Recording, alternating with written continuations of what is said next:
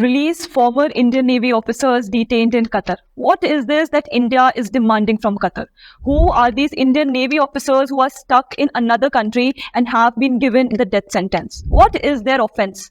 Are they being framed under false charges with help of Pakistan's intelligence agency? Let us find out. Hello and welcome. I am Shreya and you're watching the Pamphlet. So the case begins with 8 former Indian Navy officers, including Captain Navtej Singh Gill, Commander Purenendu Tiwari, Captain Saurabh Vasisht, Commander Sanjeev Gupta, Captain Birendra Kumar Verma, Commander Sugunakar Pakala, Commander Amit Nagpal, and Sailor Ragesh. They have been working for a defense service provider organization in Qatar called Dahra Global Technologies and Consultancy Services, that is owned by Khamis al-Ajmi, a retired member of the Royal Omani Air Force. This private firm was also providing training and other related services to Qatar's armed forces. Now things took a dramatic turn in August last year when these 8 officers along with their company owner got detained by the Qatari intelligence services in Doha.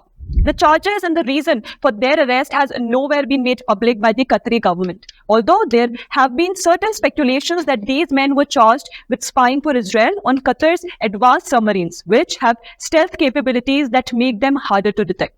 These men were initially held in solitary confinement for 2 months, but later were shifted to a double-bed occupancy in a jail ward along with their colleagues. Later in November 2022, the owner, al-Ajmi, was granted a bail, but the officers were still in their custody. In fact, 2 days back on October 26, a court in Qatar gave a death sentence to all these 8 former Indian Navy officers. The Indian government immediately responded to the situation and MEA released a statement saying that they were shocked by the verdict and are awaiting detailed judgment. Also, they have been looking for other legal options to ensure their release. Some reports have also suggested that just like India cannot release a foreigner under trial in their country, similarly, other countries also have their own judicial process to follow. Hence, India is taking recognition of all possible international laws, including the one where mariners are being held.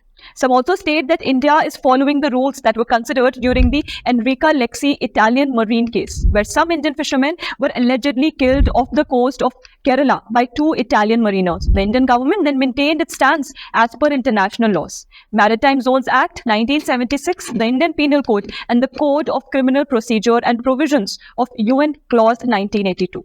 There is yet another possibility of the Indian government going to the International Court of Justice, just like they did during the extradition of Kulbhushan Jadhav from Pakistan, who was captured by Pakistani forces from Iran on fake espionage charges. It was under Article 36 of the Vienna Convention that India found its legal case stronger than Pakistan. ICJ at that time stayed the execution of the death sentence passed by Pakistani military court and asked Pakistan to provide consular access to Kulbhushan. Interestingly, some reports have suggested that there is a possibility that these former Navy personnel were falsely framed by Pakistan's spy agency ISI. It is believed the Pakistani agency likely persuaded the Qataris that the Indian officials were spying for Israel. The Indian government has been providing support and making efforts to bring them back. The MEA has been facilitating regular family visits and providing legal as well as consular assistance. As of now, India is making all efforts to bring back its citizens. Thank you for watching. If you like the content, do like, share and subscribe to our channel, The Pamphlet.